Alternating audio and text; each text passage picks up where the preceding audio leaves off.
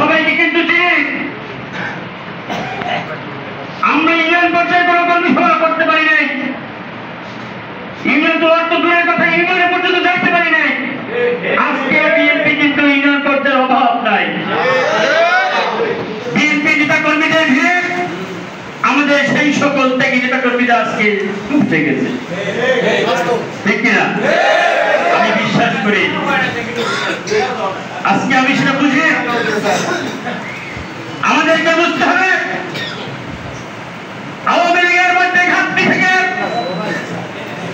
হাজার কোটি টাকার মালিক হয়ে আজকে বিএনপি করতে এসেছে।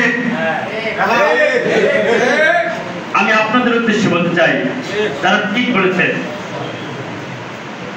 যদি ঠিক বলে থাকেন তাহলে এই অভিযোগ যাদের বিরুদ্ধে হয় তারা কিভাবে সেই এলাকায় দুর্নীতি করতে পারে, তারা কিভাবে চাঁদাবাজি করতে পারে?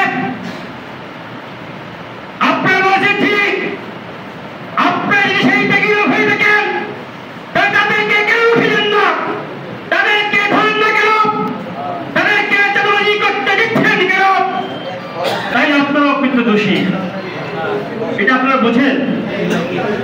আমি কথাটা এই জন্যই বললাম, যারা দীর্ঘ 17 বছর কষ্ট করেছে আজকে তারা নীরব হয়ে যাচ্ছে, এটা সত্য।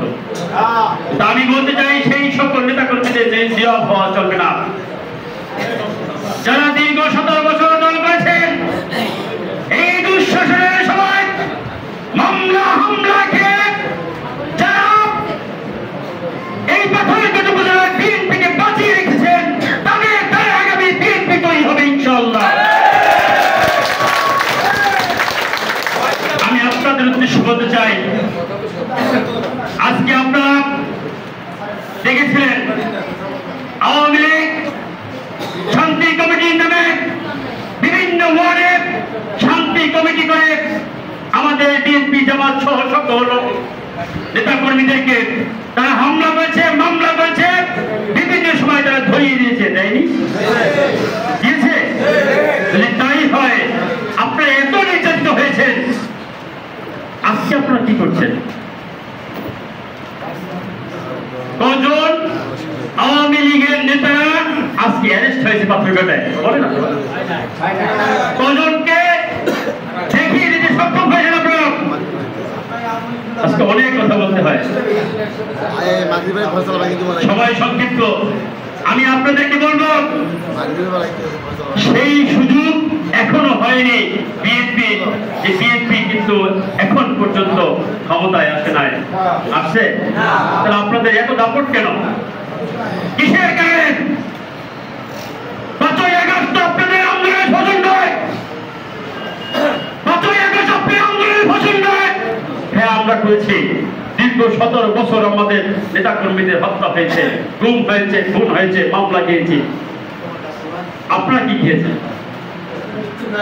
আজকে হুট করে সেই সকল সন্ত্রাসী বাহিনীদের বিএনপির নাম রয়ে যারা সন্ত্রাসী কার্যক্রম আপনাকে আমি সংক্ষিপ্ত করে বলতে চাই, তাদেরকে শুধু বহিষ্কার নয়, প্রত্যেকটি নেতাকর্মী তাদেরকে প্রতিরোধ করবেন, তাদেরকে পুলিশে ধরিয়ে দেবে, আমি বলতে চাই।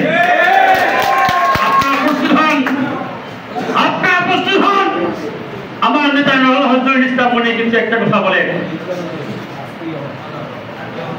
তিনি যদি প্রত্যেকটি নেতাকর্মী খোঁজ রেখে, আমি দেখেছি আজকে ইউনিয়ন পর্যায়ে একজন নেতার বিরুদ্ধে অভিযোগ করেছে, আমার কাছে এমপি মহোদয় তারপরে একটা এসএমএস করে দিয়েছে। এটা খতিয়ে দেখো কি অবস্থা। তখন দুঃখ হয়, সেই নেতাকর্মীর নাম যদি হয় এই ত্যাগী নেতাকর্মী যারা 15 বছর 17 বছর ধরে কষ্ট করেছে, তার বিরুদ্ধে 10টা 15টা মামলা রয়েছে, আমাদের কাছে কষ্ট হয়। কথা বলে এই জন্যই বললাম, শুধরানোর সুযোগ রয়েছে, কিন্তু সেই নতুন বিএনপিদের কোনো চাল দেওয়া যাবে না, সেই সুযোগ রয়েছে। আপনাদেরকে শক্ত হতে হবে, আপনারা শক্ত হন।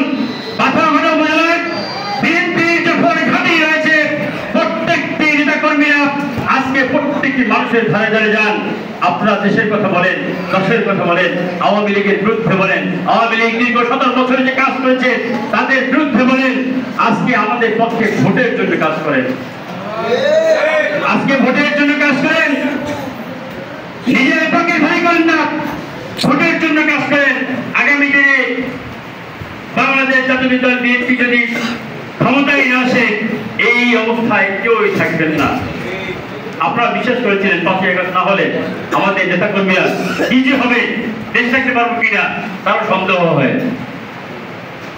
আমি নিজেও 50,000 টাকা খরচ করে সেদিন নির্যাতনের কারণে ঢাকা থেকে আমি পাসপোর্ট করেছিলাম।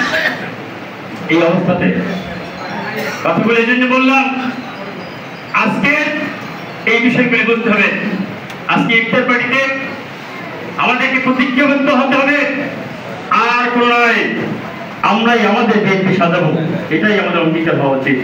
সকলকে ধন্যবাদ জানিয়ে আজকের এই ইফতার প্রোগ্রাম সকল আসার জন্য ধন্যবাদ জ্ঞাপন করে আমি আমার সংক্ষিপ্ত বক্তব্য শেষ করছি। আল্লাহ হাফেজ। বাংলাদেশ জিন্দাবাদ, বাংলাদেশ জাতীয় দল বিএনপি জিন্দাবাদ, শহীদ জিয়াউল হক, খালেদা জিয়া জিন্দাবাদ, আগামী প্রচন্ড অহংকার তারেক রহমান ভবিষ্যৎ।